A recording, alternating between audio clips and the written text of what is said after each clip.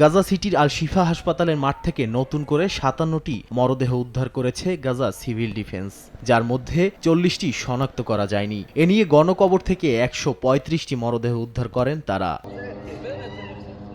থেমে নেই উপত্যকাটিতে ইসরায়েলি হামলা, এতে ব্যাপক ধ্বংসযজ্ঞ ও হতাহতের ঘটনা ঘটেছে। বুরেইজ শরণার্থী শিবির, উত্তরের জাবালিয়া শরণার্থী শিবির সহ এতে বেশ কয়েকজনের হতাহতের পাশাপাশি ইসরায়েলি হামলায় ক্ষতিগ্রস্ত একটি বাড়ি ধসে পড়ে। যদিও প্রাণে বেঁচে গেছেন সেখানকার ৩০ জন বাসিন্দা।